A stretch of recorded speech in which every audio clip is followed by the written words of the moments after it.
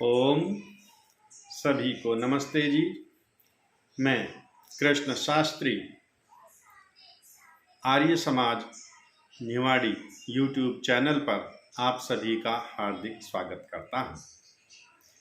आज पुनः आपके मध्य एक और रोचक प्रश्न के साथ उपस्थित हूं। वीडियो प्रारंभ करने के पूर्व आप इस आर्य समाज यूट्यूब चैनल को सब्सक्राइब अवश्य कर लें। बेल आइकन दबा लीजिए। वीडियो को लाइक और शेयर करना ना भूलें ताकि इसका सभी को लाभ मिल सके। आज का प्रश्न सत्यार्थ प्रकाश के सप्तम सम्मोल्लास से लिया गया है। प्रश्न है, ईश्वर रागी है व विरक्त। दो शब्द आए, एक रागी एक विरक्त। तो प्रश्न है, परमेश्वर रागी है व विरक्त है। महर्षि दयानंद सरस्वती जी इसका उत्तर दे रहे हैं, दोनों नहीं। अर्थात ना परमेश्वर रागी है और ना परमेश्वर विरक्त है। इसका उत्तर समझने के लिए रागी क्या है, विरक्त क्या है, इन शब्दों की परिभाषा क्या है, इन शब्दों का अर्थ क्या है, इसको समझना होगा। जब इन शब्दों की परिभाषा को हम समझ लेंगे ठीक ठीक, तब समझ में आ जाएगा कि वास्तव में ईश्वर ना तो रागी है ना तो विरक्त है। इसलिए ऋषि उत्तर देते हैं कि दोनों नहीं, ना परमेश्वर रागी है ना परमेश्वर विरक्त है। कहते हैं क्योंकि राग अपने से भिन्न उत्तम पदार्थों में होता है, सो परमेश्वर से कोई पदार्थ पृथक व उत्तम नहीं। राग किस में होगा?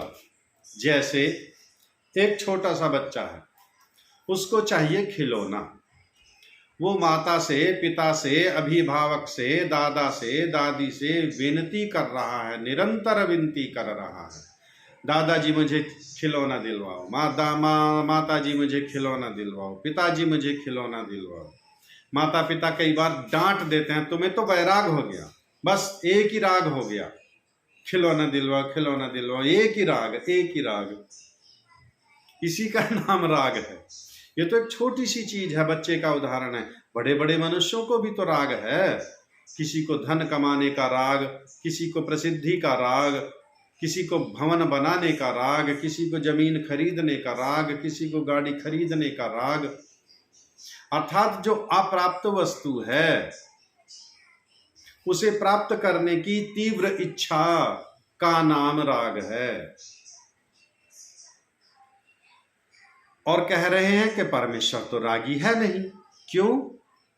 क्योंकि संसार का ऐसा कोई पदार्थ ही नहीं जो परमेश्वर को अप्राप्त है। ऐसा कौन सा पदार्थ है? ईशावास्यम इदं सर्वम यत किंच जगत्याम जगत। यजुर्वेद मंत्र संख्या 1 अध्याय 40। अर्थात इस संसार के जितने भी पदार्थ हैं उन सब में तो परमेश्वर समाया हुआ है। तो परमेश्वर से भिन्न तो कोई भी पदार्थ नहीं और परमेश्वर से उत्तम कोई भी पदार्थ नहीं। जो पदार्थ उत्तम होगा उसे प्राप्त करने की इच्छा होगी। आपके पास में मोबाइल है और दूसरे के पास में उससे निम्न स्तर का घटिया वाला मोबाइल है, आप उसे लेने की इच्छा कभी नहीं पालोगे। आपने देखा दूसरे व्यक्ति के हाथ में आपसे अधिक अच्छा मोबाइल है, आपने मन बनाया अब की बार मैं भी ऐसा ही मोबाइल लूंगा। अर्थात श्रेष्ठ की ओर हम दौड़ते हैं, अच्छे की ओर हम बढ़ते हैं, उसे प्राप्त करने की हमारे अंदर इच्छा होती है। और परमेश्वर से श्रेष्ठ तो कुछ है ही नहीं पदार्थ, और संसार का ऐसा कोई पदार्थ नहीं जो परमेश्वर को प्राप्त ना हो। इसलिए परमेश्वर रागी तो है ही नहीं। उसका राग किसी पदार्थ में क्यों कर हो सकेगा जब उससे कोई उत्तम ही नहीं, ऐसा कोई पदार्थ नहीं जो परमेश्वर को प्राप्त ना हो। इसलिए उसमें राग का संभव ही नहीं है। इसलिए परमेश्वर में तो राग होना संभव ही नहीं। और जो प्राप्त को छोड़ देवे उसको विरक्त कहते हैं। अब कहा एक तो रागी और दूसरा विरक्त। क्या परमेश्वर विरक्त है? विरक्त भी नहीं है। विरक्त किसको कहते हैं? जिसको वैराग्य हो गया। एक व्यक्ति है, उसको वैराग्य हो गया। ऋषि दयानंद को वैराग्य हो गया। उन्होंने अपने घर के सुख, संपत्ति, वैभव, यश, ऐश्वर्य सब को छोड़ दिया, सबसे विरक्त हो गए। यहाँ की जब वो घर से चले थे तो उनके हाथों में सोने की अंगूठियां थी, वो भी रास्ते में ठगों ने ले ली। जब तुम सन्यासी बनना चाहते हो तो इन सोने की अंगूठियों का क्या करोगे? लाओ, इन्हें हमें दे जाओ। ऋषि ने उतार करके और उनको दे दी। लो भाई, क्योंकि वो विरक्त हो गए थे। वो समस्त प्रकार के सांसारिक सुखों से, भोगों से, पदार्थों से दूर हट गए। अब जो मेरा भवन है, जो मेरा मकान है, जो मेरा पुत्र है, मेरी पत्नी है, मेरा पिता है, मेरा माता है, मेरी जमीन है, मेरी संपत्ति है, उस सब से अलग हटने का नाम विरक्ति है। सांसारिक सुखों से दूर जाने का नाम विरक्ति है।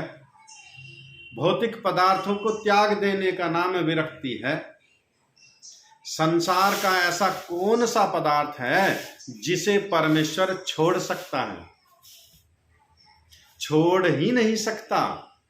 ईशावास्यम इदम सर्वम यत किंच जगत्याम जगत। इस संसार के जितने भी पदार्थ हैं उन सब में परमेश्वर समाया हुआ है। सा ओतः प्रोतश्च विभु प्रजासु, वह इन प्रजाओं में व्यापक है, समाया हुआ है सभी में, ओत प्रोत है सभी में। एक भी पदार्थ को परमेश्वर छोड़ नहीं सकता, तो वह परमेश्वर विरक्त भी नहीं हो सकता। विरक्त तो तभी होगा ना जब पदार्थों को छोड़ करके अलग हट जाएगा, दूर हट जाएगा। महात्मा बुद्ध ने अपने राज्य ऐश्वर्य को त्याग दिया, राजपाट छोड़ करके चले गए। महावीर स्वामी अपने राज्यपाट को छोड़ करके चले गए। महाराजा भर्तृहरि अपने राज्यपाट को छोड़कर चले गए। ये विरक्ति है, इसका नाम विरक्ति है। लेकिन परमेश्वर इस संसार को छोड़ करके कहाँ जाएगा? संसार के पदार्थों को छोड़कर कहाँ जाएगा? वह उन पदार्थों को छोड़ ही नहीं सकता। इसलिए परमेश्वर विरक्त भी नहीं हो सकता और परमेश्वर रागी भी नहीं हो सकता। ऐसा कोई पदार्थ नहीं है जो परमेश्वर को प्राप्त ना हो, जो परमेश्वर से उत्तम हो। इसलिए ना परमेश्वर रागी है, ना परमेश्वर विरक्त है।